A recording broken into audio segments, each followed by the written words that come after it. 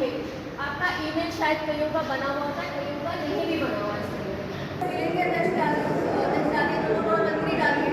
हमारे professor doctor जो है निशंक पोखरियाल जी, जो एजुकेशन मिनिस्टर, शिक्षा मंत्री हैं, उन्होंने एक कमेटी का गठन किया जिसका हेड कर रहे थे आपके कस्तूरी रंजन जी, जो एक इसरो के साइंटिस्ट हैं, रिटायर्ड। और इस कमेटी ने 5 साल के डेलिब्रेशंस के बाद जो है नेशनल एजुकेशन पॉलिसी को लाया, फ्रेमवर्क किया, और बहुत सारे लोगों के साथ बातचीत करने के बाद ये फ्रेम होकर जो है एजुकेशन पॉलिसी आई है। आपके माध्यम से मैं ये निवेदन करना चाहती हूँ कि इसकी जो खूबी है इस पॉलिसी की है कि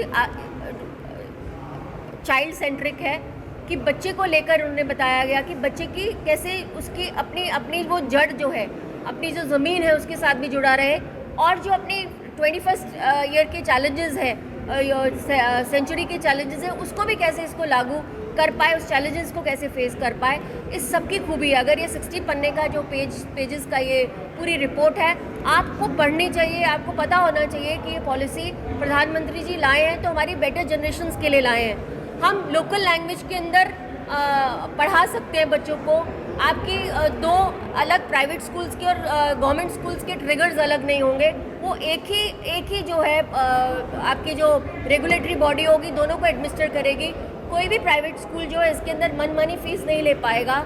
और बहुत सारा इसके अंदर प्रावधान ये दिया गया है कि पहले ऑफिशियल जो हम कहते थे कि स्कूलिंग होती थी जब वो बच्चा 6 साल का होता था, लेकिन आज जो ऑफिशियल स्कूलिंग होगी उसका पढ़ाई जो है वो 3 साल से शुरू होगी। तो कहीं ना कहीं बच्चे को फोकस लेके किया गया कि वो कैसे उसकी मानसिकता डेवलप हो, कैसे वो बड़ा बने, कैसे उसकी सब्जेक्ट्स को चूज़ करने की उसकी ऑप्शंस रहें। और इसको आपको पढ़ना चाहिए पॉलिसी को, और ख़ासकर जो 21वीं सदी के जो चैलेंजेस हैं उसको भी कैसे वो फेस करता है। जैसे आपने देखा है कि 6th क्लास के बाद उसका जो है स्किल डेवलपमेंट के ऊपर उसके कोर्सेज शुरू हो जाते हैं, तो उसको फ्री है, वो कोई भी सब्जेक्ट चूज़ कर सकता है। तो मुझे लगता है कि ऐसी पॉलिसी के तहत जो है, लेकिन अवेयरनेस होनी चाहिए। आपके माध्यम से मैं कठुआ वासियों को यही निवेदन करना चाहती हूँ और समस्त लोगों को ये निवेदन करना चाहती हूँ कि एक पोर्टल है www.mynep.in, इस पोर्टल के ऊपर आप जाएं, अपने आप को रजिस्टर करें और प्रधानमंत्री जी को धन्यवाद दें। इस कंपटीशन में भाग ले सकता है कोई भी व्यक्ति, कहीं का भी सिटीजन जो है जम्मू कश्मीर का, वो इस पोर्टल पे जाकर रजिस्टर करके वो कंपटीशन में भाग भी ले सकता है और अपने प्रधानमंत्री जी को धन्यवाद भी कर सकता है कि हम जो है आज धन्यवाद करते हैं कि 36 साल के बाद जो है जो मानसिकता थी 70 साल की, उसको ख़त्म करने के बाद जो हिंदुस्तान का असली चेहरा है, जो हिंदुस्तान जिसमें बसता है, उसकी खुशबू बसती है, उसको जो है हम कहीं ना कहीं इम्प्लीमेंट करने के लिए लाएँ। देखिए, ये शुरुआत है और हमें बहुत उम्मीद है कि आने वाले समय के अंदर बहुत सारे चेंजेस आएंगे। प्राइवेट स्कूल्स भी उतना ही कंट्रीब्यूट करते हैं एजुकेशन को, उन्होंने सोसाइटी को कंट्रीब्यूट किया है, गवर्नमेंट स्कूल्स भी करते हैं, लेकिन मुझे लगता है कि आने वाले समय के अंदर आप बहुत चेंजेस देखेंगे। मैम, कोविड की बात करें तो एजुकेशन को लेकर 4G अपने दिन चलाया गया है। देखिए, ये तो आपको होम मिनिस्टर साहब से पूछना चाहिए और खासकर यहाँ की एडमिनिस्ट्रेशन के साथ, क्योंकि एडमिनिस्ट्रेशन नॉट देगी तो कहीं ना कहीं 4G भी चलेगा। ऐसा कोई नहीं, अगर उन्होंने 2G चला दिया तो 4G चलाने में कोई मुश्किल नहीं है। जल्द चलेगा, एडमिनिस्ट्रेशन के ऊपर है ना, वो जब नॉट देंगे, होम मिनिस्टर जब नॉट देगी तो चलेगा, पक्का चलेगा। देखिए, यहाँ पर न्यू एजुकेशन पॉलिसी की जो आज यहाँ चर्चा रखी थी, इससे पहले भी हम इस चर्चा में पार्टिसिपेट कर चुके हैं। चाहे ड्राफ्ट के ऊपर अपने ऑब्जेक्शन दायर करने की थी 2019 में, या अभी डायरेक्टर स्कूल एजुकेशन है ऑनलाइन वेबिनार में हमारी पार्टिसिपेशन हुई थी, और आज यहाँ पर डिस्ट्रिक्ट हेडक्वार्टर के बीच में जो संगठित हुए हैं।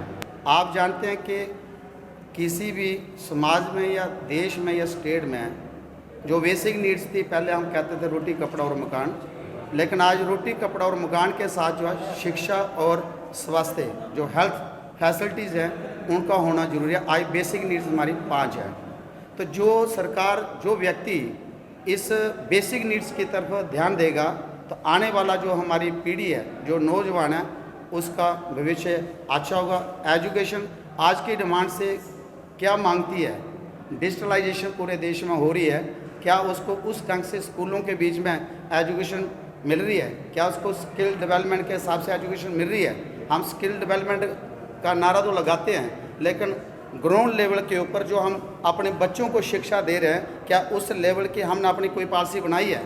तो मैं समझता हूँ कि जो ये न्यू एजुकेशन पॉलिसी आई है, जिस किस्म का इस पॉलिसी के अंदर कहा गया जो मुद्दे मेन बिंदु रखे गए हैं, अगर उनको सही ढंग से ग्राउंड लेवल के ऊपर अगर इम्प्लीमेंट किया जाए, जिस ढंग से कोशिशें चल रही हैं, तो इसका फ़ायदा हमारे आने वाली पीढ़ी को हो सकता है। ये जो न्यू एजुकेशन पॉलिसी 2020 आई है, इसके ऊपर आज एक विस्तृत चर्चा हुई है यहाँ पे, जिसमें हमारी माननीय श्रीमती प्रिया सेठी जी ने विस्तृत रूप से नेशनल एजुकेशन पॉलिसी के ऊपर जानकारी दी है।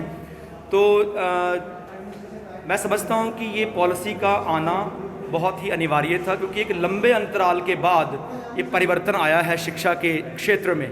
और शिक्षा में अब वो पुरानी बातें नहीं रहीं। अब क्या है कि इस एनईपी के तहत ये बहुत एक अच्छी बात जो है कि वो ये है कि इस एनईपी के तहत जो बच्चे का टैलेंट है उस पर फोकस कर बच्चे के पास बहुत सारी ऑप्शंस हैं। ओपन ऑप्शंस होने के कारण वो कोई भी सब्जेक्ट ऑप्ट करता है और बड़ी बिगनिंग से, स्टार्ट से ही वो अपने वोकेशनल ट्रेनिंग्स लेगा, जिससे कि उसको जो उसका टैलेंट है और प्लस उसका जो एजुकेशन है वो साथ साथ चलेगा। तो ये सब चीज़ें ठीक हैं। इम्प्लीमेंटेशन में अभी ये चल रहा है, सारा सिलसिला चल रहा है, चर्चाएं हो रही हैं, लेकिन अब प्रैक्टिकली ग्राउंड लेवल पे जब हम इसको इम्प्लीमेंट करेंगे तो कोई भी चीज़ है उसको व्यवस्थित रूप से इम्प्लीमेंट करने में, जहां मैं समझता हूं कि दोनों तरह से उसके कुछ फ़ायदे भी होते हैं, नुकसान भी होते हैं, लेकिन अभी जैसे ही ये ग्राउंड लेवल पर इम्प्लीमेंट करेंगे तो फिर अगर कुछ ऐसी कुछ महसूस होगा तो वो भी ज़रूर आगे तक पहुंचाया जाएगा। लेकिन ये एक अच्छी बात है कि इसको पहले जानकारी पूरी हर जगह तक पहुंचाई जा रही है। और आज का जो मुख्य मुद्दा था, जो मुझे लगा कि इसमें हमारा जो पोर्टल है, दैट इज़ www.mynep.in, उस पर सब रजिस्टर करें। जब सब रजिस्टर करेंगे, बच्चे पार्टिसिपेट करेंगे, बड़े हैं, और अच्छा प्रावधान है कि उसमें 9वीं कक्षा से लेकर हर सिटीजन के लिए चाहे कुछ भी क्वालिफिकेशन है उस पर रजिस्टर कर हम अपना एक्सपीरियंस शेयर कर सकते हैं। इंटरनेट की जो है वो बहुत बड़ी एक बाधा है, ये तो है ही है। आपके माध्यम से फिर से एक गुजारिश कर देंगे कि अगर इंटरनेट की सुविधाएं अच्छी हो जाएंगी, अभी इंटरनेट चल रहा है, 2G प्लेटफॉर्म है, लेकिन और अच्छी सुविधाएं अगर हमारे जम्मू कश्मीर यूटी में हो जाएं तो मैं समझता हूं कि ये बहुत बड़ा एक योगदान रहेगा शिक्षा के, क्योंकि शिक्षा के माध्यम इसमें फील्ड में हमारे बच्चे थोड़े नेट के कारण पीछे जाते हैं।